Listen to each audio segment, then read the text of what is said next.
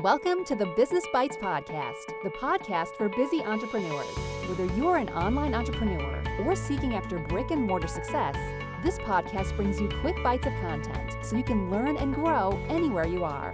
Now here's your host, Rachel Brainke. Today we're going to talk about pricing because we are in business to make money, or perhaps you have a bigger humanitarian goal, but in order to reach that goal, you have to make money.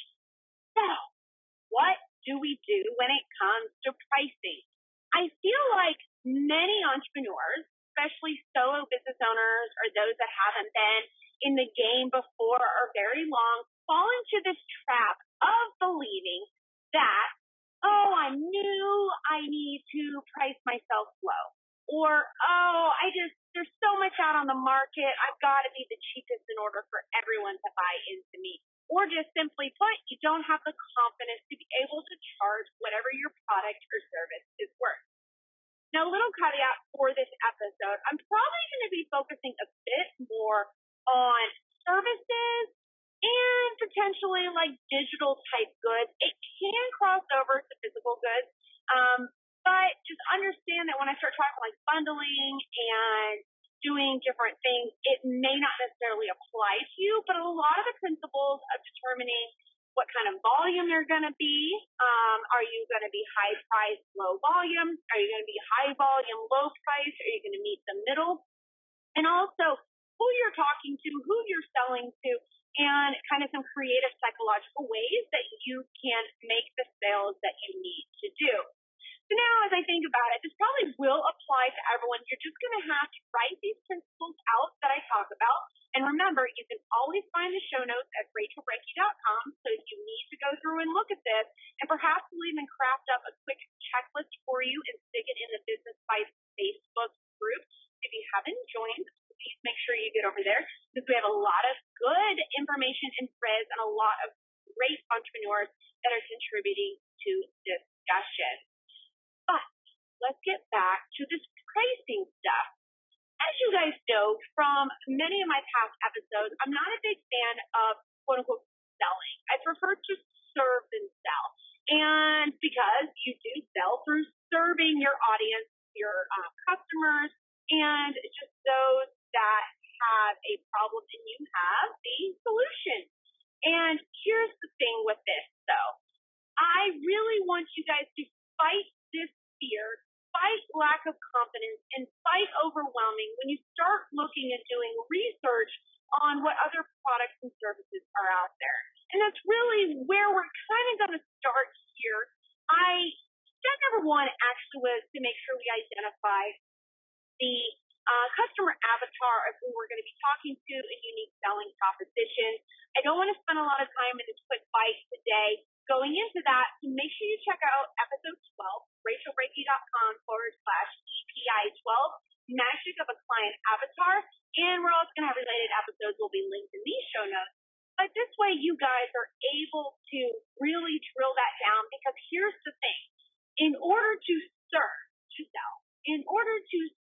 and result in selling that creates profit for you, you're going to have to talk to the right people. You're also going to have the right unique selling proposition. Because here's the thing. As I move in to talk about pricing here in a second, a lot of it is rooted in psychology. You can't jump the gun and just simply have a product or service, attach a pricing, attach a structure without going through the very first step of identifying your client avatar, the second step of the unique selling proposition. So again, episode 12 will get you guys started with all of that. It is probably our most popular episode because it is the foundation for everything, even legal stuff, that you'll also get here with the Business Bites podcast.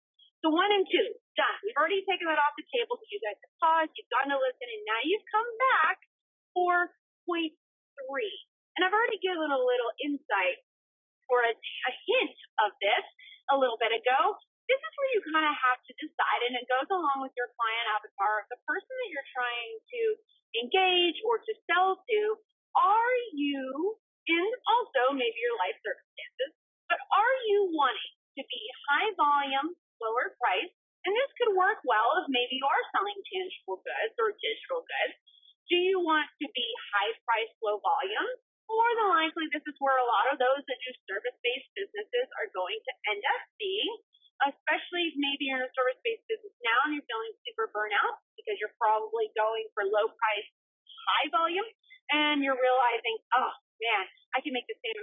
by doing smaller amounts of work. That would be higher price, lower volume. And then, of course, we have the middle range, middle volume, middle pricing. And I just want you guys to keep in mind, though, you don't have to just pick one of these volumes and be stuck with it. You can always change. As your business grows and perhaps as your client avatar evolves and your products and services evolve, you might change the volume. This is step number 3 in this pricing, is identifying the volume, but understand that it's not concrete. It can change. Maybe your life circumstances will change, and you're wanting to then change also how you're going to do your sales. So with that, we want to step back and think, what of these structures fits best for the product or service I'm providing, which speaks to my client avatar and can meet the unique selling proposition for that client avatar, and also our life circumstances. How is this going to fit in with our life? And lastly, the brand that we want to convey. I'll give you guys an example here a bit. So over at the Law Talk, which is one of my brands, the legal resource for photographers, you guys can check it out at thelawtalk.com. And a lot of it is digital goods, primarily. I do have some physical books and teachings, but my digital goods are contract template forms, which you also have at Rachel Breaking. The Law Talk is just the most robust one that you guys can take a look at right now, especially if you're in e-commerce. We're trying to see what we're going to talk about in step number 4 here in a minute when it comes to bundling and tiered pricing and all of that. But over there, they're digital goods. I've created these contracts, and most of my work is done on the front end. This is developing the contract, obviously with the law school, at the bar, on a law firm, yada, yada. But also it's developing a contract with this specific type of photographer, having multiple photographers review it, multiple lawyers review it, and there's a special dance to how we have to create a template, right? We don't want to put too little, we don't want to put too much. It's got to be just right, like the 3 bears and the forest, right? It's got to be just right. And so there's a balance with that to know that there's a lot of upfront work that needs to be done. I also want to take into consideration that, well, yeah, I've done the work, so anything after that is kind of like a windfall, right? At that point, and you guys can also translate this to manufactured goods as well. Most of the work is done up until when it's ready to ship, and then shipping is relatively easy. Delivery is easy, right? So you could take the mindset of, all right, well, I've already done all the work and put the investment in it, so why don't I be high volume, low cost? Well, that's one we want to take also into consideration, the brand that we're putting out there. I have very specifically positioned myself in the photography industry as the legal go-to to go to. I'm also the only lawyer photographer that is very specialized to photographers. So for those reasons, with very little competition, I could pick any of these: high volume, low price, middle, or low volume, high price. But I'm balancing that also with the mission and the brand that I want to portray, okay? If I did low price, it would speak this mindset or this perception to the audience that maybe the product's not that great, that it's bare bones, which is not. I put a lot of time and effort into it. It also would be doing a disservice to me because I've done a lot of good brand value and positioning to demand more of a middle or upper price.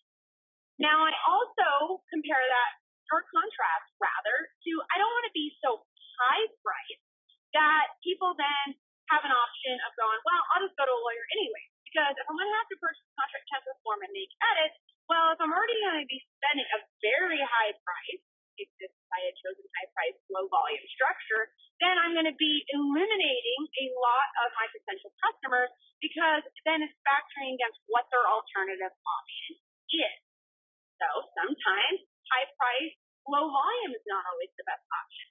So I'm just sharing this with you guys because you can see how I've got to like this middle range. If I was too low, it would have an element of they're not good, it's fly by night, can't be taken as seriously, and it really would be devaluing the brand overall. But high price would alienate a lot of people, which actually another point I should make on that. Not only would they then choose to only go to a law firm and not partake in the services and the templates that I have, which, by the way, just as a side note here, having the contract template forms from Rachel Brinke, Fit Legally, The Law Cause, all my brands, because I am in those industries, you're going to get a more well-rounded contract template. We still always advise you have an attorney look it over, but oftentimes what happens if you just go to an attorney without them having any knowledge of the specific industry you're in, you may get a good services agreement, you may get a good document, but it's not going to be as well-rounded. You're going to have to do a lot of edits and revisions later on, and that can cost a lot of time and money and energy and heartache. Anyways, so back to what I was saying. Middle ground is where I've identified. Again, like I said, if I went too high at pricing, even though I think I could demand it by being a industry dominator over there, a really well-known brand, I could alienate people because then they're just going to decide, well, I got to go to an attorney anyways. But also, it would kind of undermine the mission that I had for my business. I'm wanting to meet the needs and help photographers, specifically in this example, to be able to have a legally protected business. And oftentimes, pricing is a great barrier. And I understand that it can be cost prohibitive, it can be very overwhelming to try to go hire an attorney. So this is kind of a stopgap to assist them, help them save money in the long run, like the example I just gave you, have a better, well-rounded contract. And so if I price myself way too high, even though the market relatively could sustain it, I would be undermining one of my core missions and the values that we hold at the Law Talk. So I got transparent there on my own brand to give you guys an example of how you want to evaluate each of these levels. Again, high volume, low price, make a lot of money, but you're going to be pumping through a lot of stuff. High price, low volume could be great if you're really wanting to put out yourself as a luxury brand, which is fabulous. Sometimes that fits very well on my consulting services side. Time is money. My time is extremely valuable. So I do high price, low volume. And it's because I'm meeting also a different need. I'm meeting a different client avatar, which was step one we talked about here. I'm meeting people that are more serious in their business rather than beginner business owners that just need a little assistance. Okay? Now, last point on this with pricing. And this is not a be-all and end-all of pricing, but these are really good structures you guys consider. Number 4, and I hope that you guys are able to translate this across. It may not be applicable to you if you only have like 1 or 2 products. But if you're someone that has multiple products and or services, look at doing a structure of bundling and having tiers. Think of it this way. You go to fast food restaurants, and what are you always asked? What size do you want? But they don't typically say that. They say medium or large. Even though there's a small, why is that? The small is the baseline minimum that they want to make. And fast food is just the most best visual example. You guys could also look at this when you go to regular restaurants.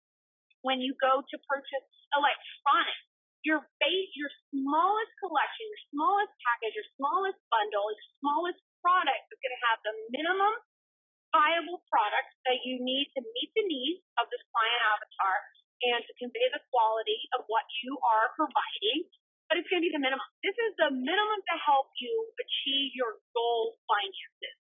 Your medium and large, so you have small, medium, and large. Small is the minimum. Medium and large are just going to be kind of quote-unquote upsells. They're going to have more sophisticated upgrades. They're going to have other options there, and you're driving people up this ladder, small, medium, to large. Another perfect visual example is Starbucks. Look at the visual differences of the cup. Where do the majority of people fall? Grande. Why? Because the tall looks way too small and the venti looks way too daggone big.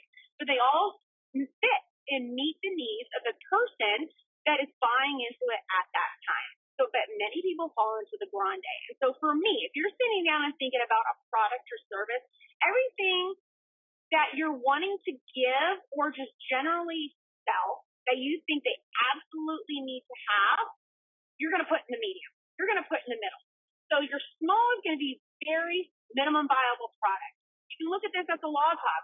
Like our base bundle is very basically a contract and a model release. That's it. It does not have anything else. It is enough. It still fits the needs of many, but it is not really all the documents that they need to have. Our middle, our medium, our grande is where the majority of people are going to fall. They're driven there because it's the middle option. It's not too big, it's not too small, it's just right like Goldilocks. And it's going to sit and have additional documents in there that are going to help serve their business. And then, of course, the large, the venti, have all these extra good to have, but aren't necessarily really legal necessities right now at the time this avatar is buying. All right. So this is how I want you guys to look and approach having options, because when you have multiple options, you're also putting it into the consumer psychology that they're then getting to make a choice. As opposed to the choice being should I buy or not, it shifts from a yes or no to A, B, or C, small, medium, or large, tall, venti, grande. Tall, grande, venti. Got that backwards. But you guys know what I mean. All right. So you're taking the objection off the table because they're already there, and then they're making a decision based on the offering. Where if you only have one offering, you're sticking them into this yes or no, and then you have a 50-50 shot of them saying no. When you start having multiple options, visually conveying, which you can see an example, and actually we'll screen cap the Law Talk stuff and stick it into the show notes for this episode also, so you can take and see like a visual example looks like. You can log on to Apple. They do it as well. Look at the Starbucks the Starbucks coffee cup. You guys can see a visual example is there as well. You should be doing the exact same because it's psychologically going to take away from yes or no, should I buy or not, to which option am I going to buy. So we are already beyond the time for our regular business bite format, but I wanted to bring this to you guys to really get you going. Again, the steps of that, client avatar and unique selling proposition. Determine the volume level and work through the process just like I did with you guys with the Law Talk. How do I determine how this is going to impact my brand? And then also make sure your offerings are psychologically grounding people. So the minimum is the minimum amount you want to make, that smallest package. And then it's changing the decision from yes or no to buy to which option to buy. All right, guys, I'll see you guys in the Business Bites podcast group. Can you also please leave a review on whatever podcast platform you're listening on? It really will help the show. And we're coming up on 100 episodes, and we're going to be doing a really large giveaway. So make sure you stay tuned, and please keep working to get your business protected and on the right path, and go serve, oversell. Get this pricing in there. You guys can do it. Thanks for joining Rachel on this episode of the Business Bites. For show notes, a list of recommended tools, or referenced episodes, you can find them at businessbitespodcast.com. Until next time.